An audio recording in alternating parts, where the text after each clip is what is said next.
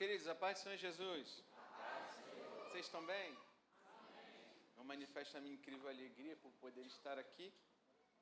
Eu gosto de falar de Jesus, do amor de Jesus. Quando eu era novinho, a gente só tocava, né?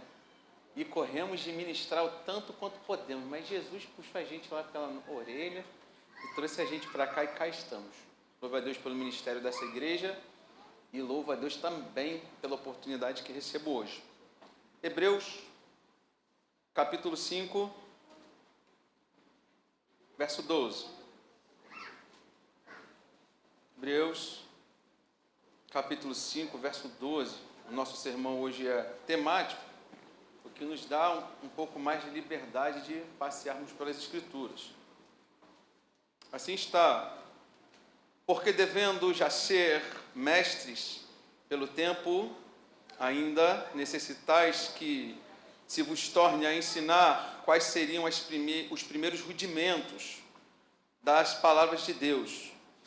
E vos haveis feito tais que necessitais de leite e não de sólido mantimento. Porque qualquer que ainda se alimenta de leite não está experimentado na palavra da justiça, porque é menino. Verso 14. Mas o mantimento sólido é para os perfeitos, os quais, em razão de costume, têm os sentidos exercitados para discernir tanto o bem como o... Você acredita que essa é a palavra de Deus? Então se assenta aí, em nome de Jesus. Enquanto nós estamos aqui, está acima das estrelas, assentado sobre um alto e sublime trono, o nosso Deus.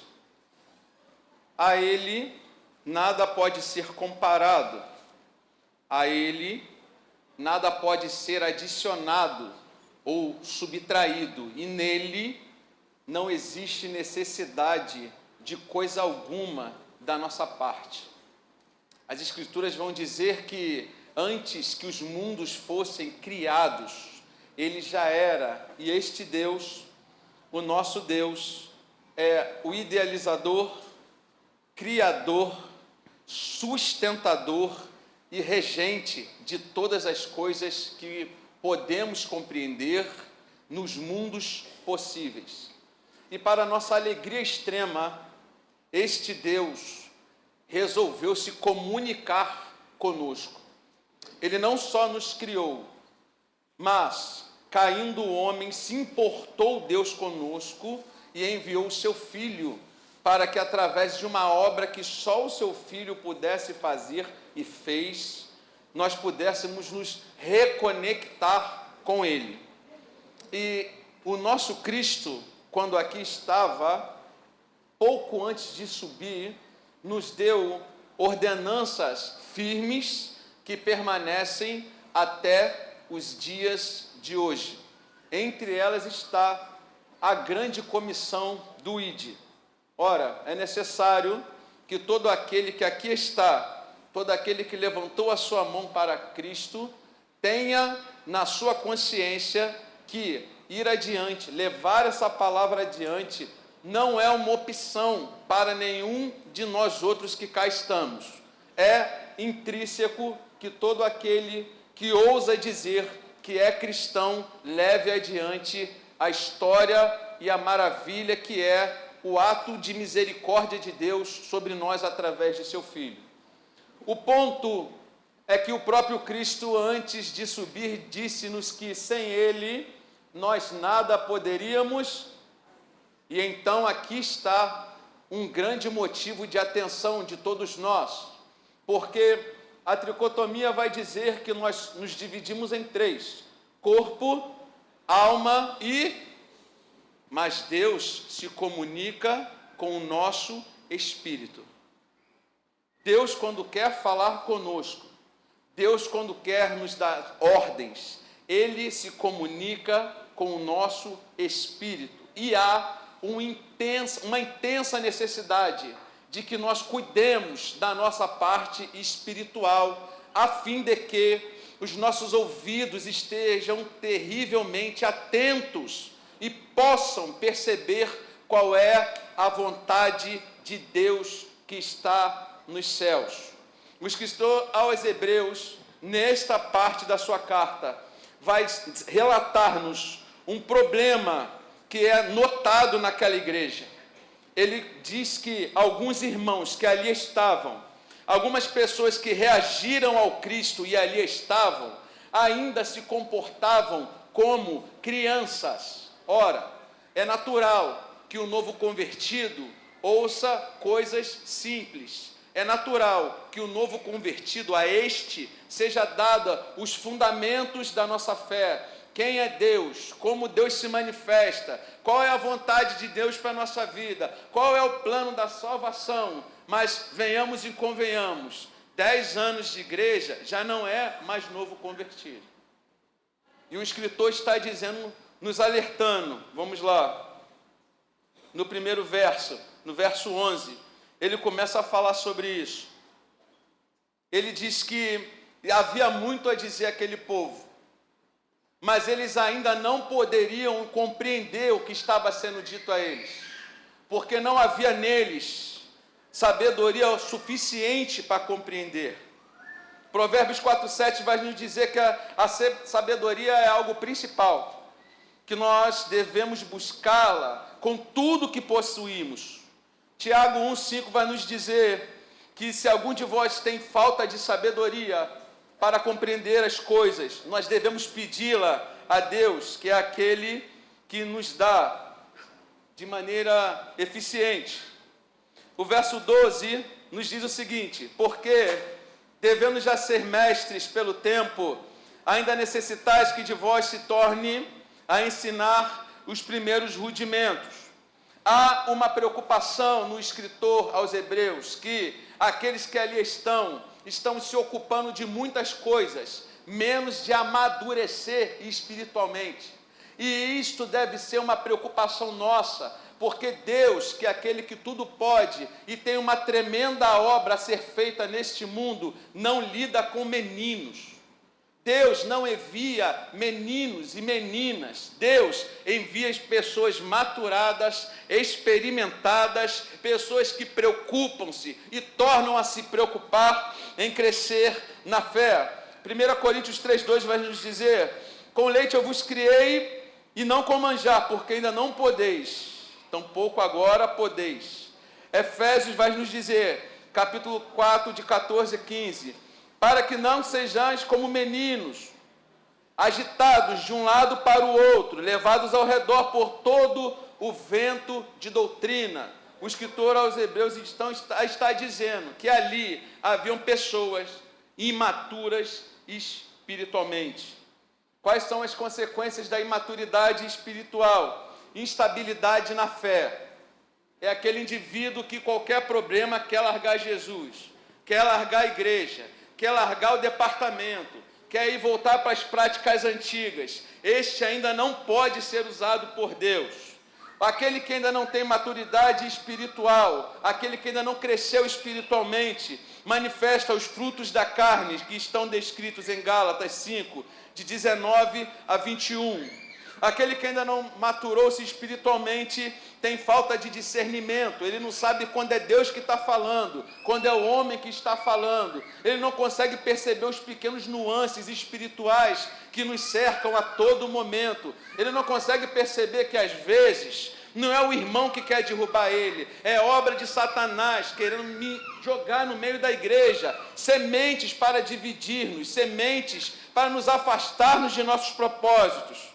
Aquele que não amadureceu espiritualmente tem, e aqui eu queria perder um pouco de tempo, comportamento mundano. Ele vem aqui dentro, ele levanta as suas mãos, ele diz que é de Jesus, ele até canta, ele participa dos departamentos, mas vira e mexe, está ele envolvido com coisas que não glorificam ao Senhor e que escandalizam a sua obra aqui na igreja. Por esses dias teve um show aqui, Bruno Mars. E eu vi pessoas, não dessa igreja, graças a Deus, estarem lá no sábado e domingo estarem ministrando numa Santa Ceia. Eu vi, ninguém me contou, eu vi pessoas. procurando na internet o ingresso para o show do Bruno Mars no sábado. E domingo ousaram pegar o pão, pegar o cálice e dizer que são de Jesus. Não são. Você vai me desculpar, mas o Espírito de Deus, que é santíssimo, não pousa sobre qualquer lugar.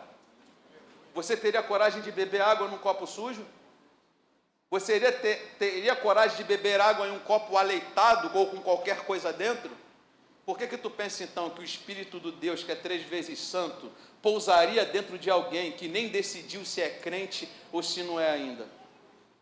E aqui, vamos avançar em pensamento e começamos aonde eu queria chegar. O verso 14 vai nos dizer sobre a importância da maturidade espiritual. Mas o mantimento sólido é para os perfeitos, os quais, em razão do costume, têm os sentidos exercitados para discernimento, tanto para o bem quanto para o mal. É com essas pessoas aqui que Deus conta. Pessoas que têm discernimento. Pessoas que olham para o espiritual e enxergam o espiritual. Pessoas estáveis na fé, que aconteça o que acontecer, elas estão de pé. É gente que às vezes tem um marido que não é crente, mas está aqui louvando a Deus. É gente que às vezes a despensa está vazia, mas está aqui dizendo que Deus é provedor. É gente que caminha doente, caminha em meio a apertos, em meio a tempestades, em meio a usar incríveis armadilhas de Satanás, mas está aqui, gente estável, gente amadurecida espiritualmente, gente que aconteça o que acontecer, não vai negar Jesus, nem o ministério que lhe foi confiado, nem aquilo que Deus tem a fazer na sua vida. Aqueles que são maturados espiritualmente, eles crescem em amor, eles têm tremendo amor pelo seu próximo, eles olham para o seu próximo e desejam ao próximo todos os bens que desejam a si mesmos. É por isso que quando a gente observa pessoas que olham para o próximo com desdém, com julgamentos, com pensamentos nocivos de acusação, com desprezo, pode ter certeza, Deus não está contando com essa pessoa para a sua obra. Porque se tu não consegue amar teu irmão, está escrito a quem tu vê, como é possível que tu ame a Deus a quem tu não vê? Aquele que é amadurecido espiritualmente tem crescimento e humildade em serviço. Ele não deixa o coração se ensoberbecer pelo cargo que ele tem. Não se importa quanto tempo de casa ele tem. Não importa quantas são as suas responsabilidades.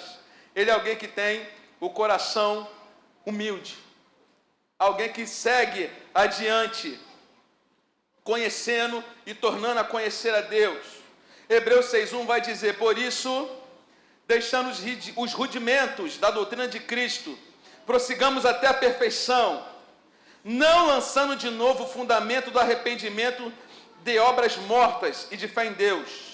Filipenses 1:9 e 10 vai dizer, eu peço isto, que o vosso amor cresça mais e mais em ciência e em todo conhecimento, para que aproveis as coisas excelentes, para que sejais sinceros e sem escândalo algum, até o dia de Cristo. O escritor aos Hebreus está nos dizendo que há uma necessidade de nós crescermos espiritualmente para fazermos a obra de Deus. Ele está nos sacudindo, ombro a ombro, e dizendo, você não pode ser, esse ano de 2025, a mesma pessoa que você foi em 2024. Você não pode orar no mesmo volume, você não pode jejuar no mesmo volume, você não pode se dedicar à palavra no mesmo volume. É necessário que você busque a Deus cada vez mais. Penso que o verdadeiro cristão é um eterno inconformado. É alguém que não se conforma em não viver os mistérios de Deus. Ele busca e torna a buscar, e busca e torna a buscar, e se aprofunda e torna a se aprofundar, e aprofunda-se e torna a se aprofundar, para que a eficiência dele no reino seja grande. Deus está contando conosco, e nós daremos conta não só daquilo que fizemos, nós daremos conta daquilo que deixamos de fazer também. 20 anos na igreja, ganhou quem para Jesus? Socorreu quem? Matou a fome de quem? Foi bênção na vida de quem? Aconselhou quem? Frutificou a vida de quem? Socorreu quem? Chorou com quem? Caminhou com quem? Com ninguém. Só estava sentado ali no meu clube conversando com meus amigos. Eu ia para a igreja para ver a menina que eu achava bonita, já. Eu não fiz nada disso não. Jesus nos ajuda. Como podemos então construir uma vida sadia? Como podemos construir uma vida que nos aproxima de Deus, uma vida espiritual que nos aproxima de Deus? Primeiro ponto, oração. 1 Tessalonicenses 5,7 nos diz: orai sem cessar. Tudo vem de Deus. A obra é de Deus. E o poder é de Deus. E o Espírito é de Deus. É Deus quem salva. É Deus quem batiza. É Deus que liberta. É Deus que cura. É Deus que resgata. Os departamentos são de Deus. E os resultados deles são de Deus também. Então é impossível que alguém seja útil na casa de Deus sem falar com Ele. Como eu posso dizer que eu pertenço a Deus se eu não converso com Ele? Como eu poderia dizer que eu sou amigo do pastor Natanael se eu não falo com o pastor Natanael? Se eu lembro dele 2 vezes por semana, terça e quinta? É necessário uma autoavaliação, porque isso aqui é sério. As coisas de Deus, as coisas do reino de Deus não são brincadeira. E eu vou correr para acabar. Leitura e meditação da palavra. Salmo 119 e 105. Lâmpada para os meus pés é a tua palavra e luz para o teu caminho. Comunhão com nossos outros irmãos. Este é um ponto que nós devemos observar, porque este ponto evidencia se nós estamos em Cristo ou não. Seguir a paz com?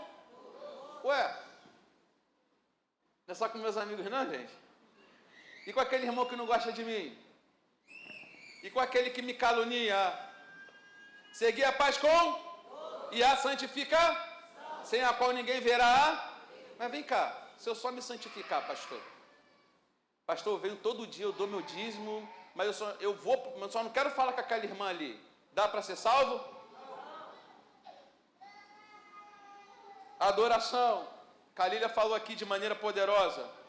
João 4,24, Deus é Espírito e importa que aqueles que o adorem o Espírito em verdade.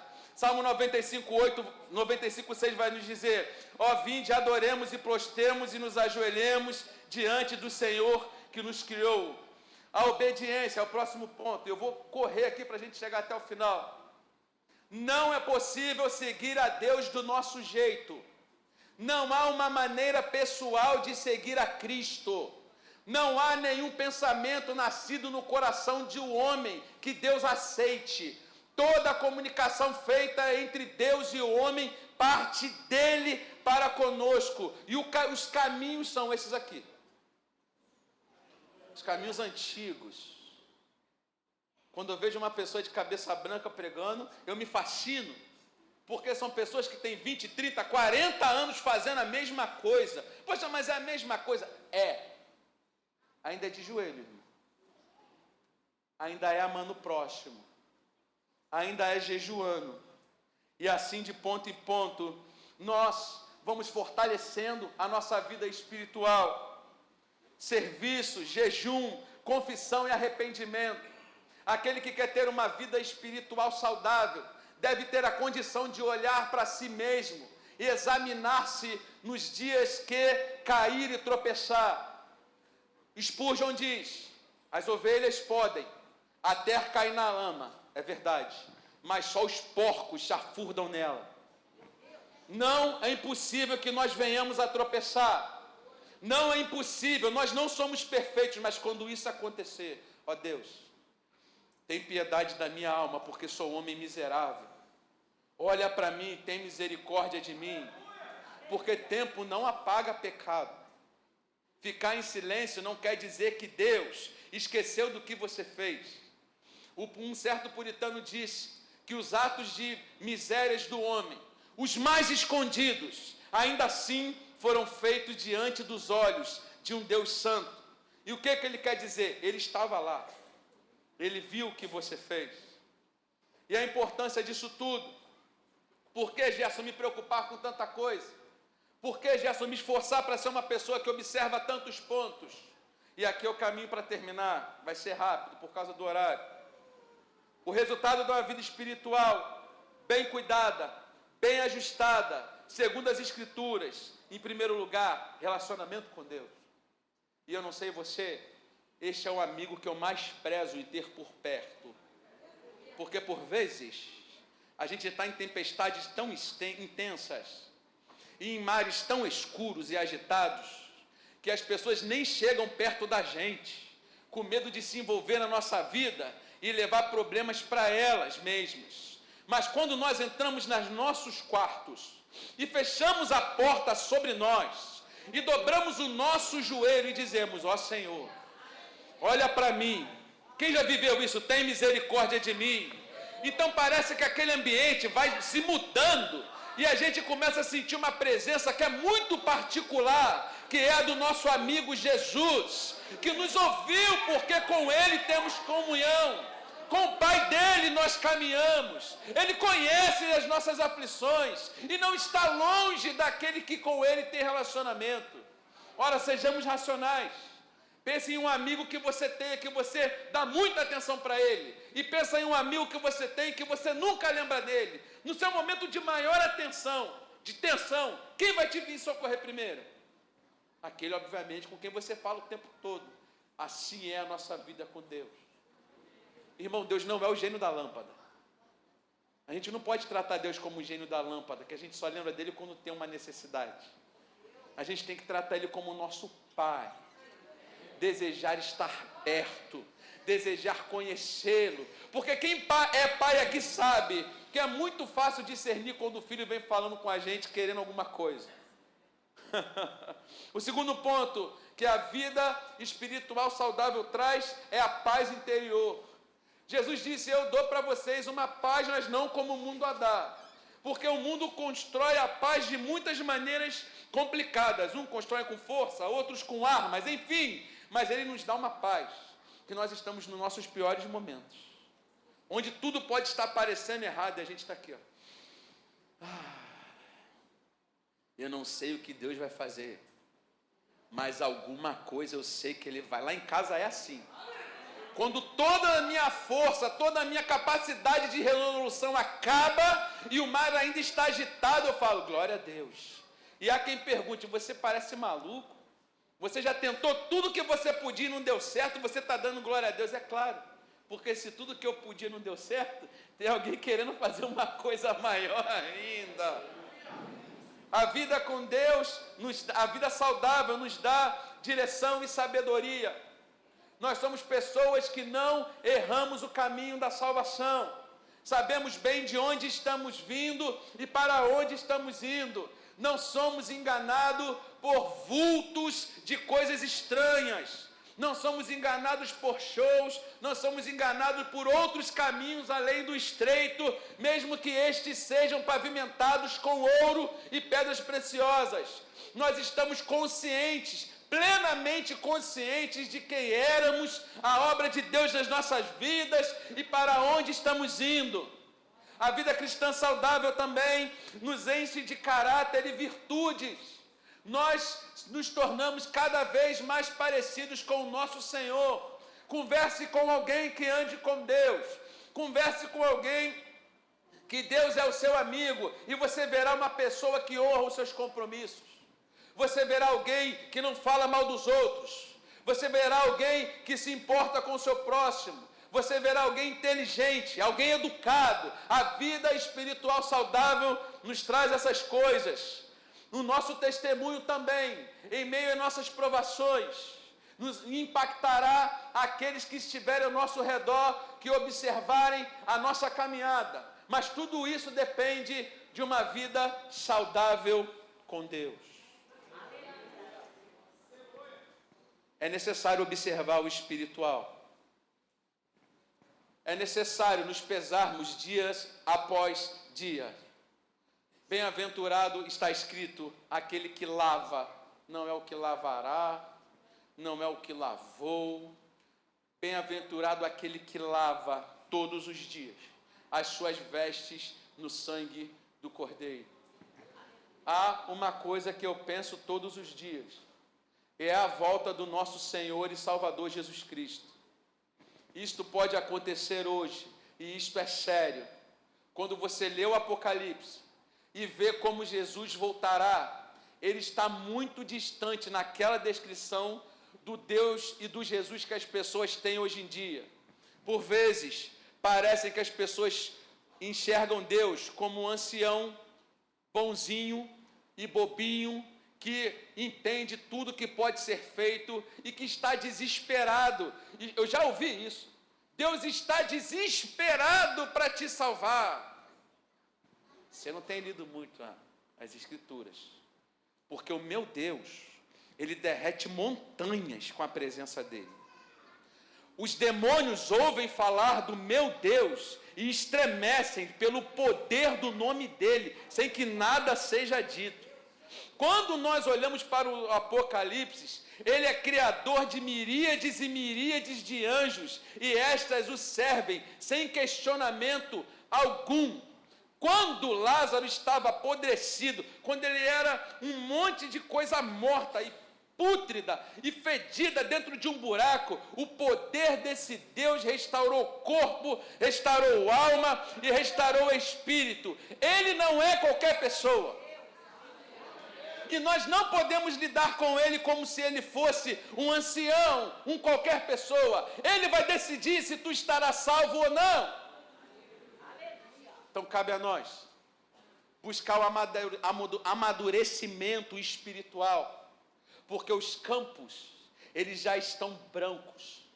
E que alegria é, eu penso, ser escolhido por Deus como alguém maduro para fazer a sua obra, como alguém espiritualmente amadurecido, alguém espiritualmente forte, a quem ele pode confiar talentos e dons e glorificar o nome dele através das nossas pequenas vidas.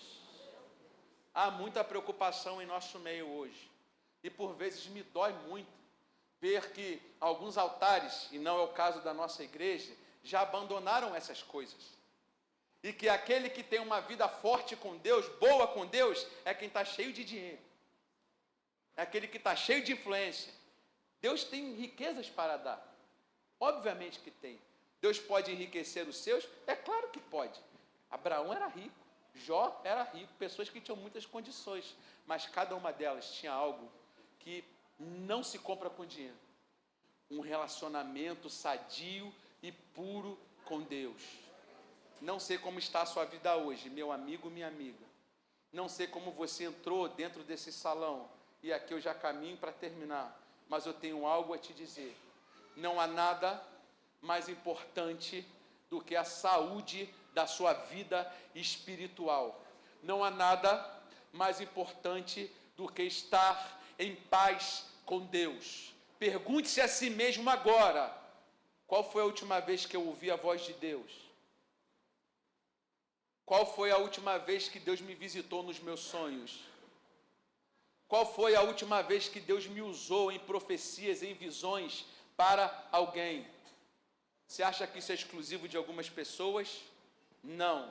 Todo aquele que se aproxima de Deus, Deus reage e se aproxima dele. E eu creio que antes do final de 2025, começando por mim, se a gente buscar a Deus como se deve, gente aqui vai estender a mão e demônios serão expulsos. Pessoas daqui vão estender a mão e paralíticos vão andar. Pessoas aqui vão estender a mão e quem sabe mortos vão ressuscitar. E o nome do Senhor será glorificado através das nossas vidas.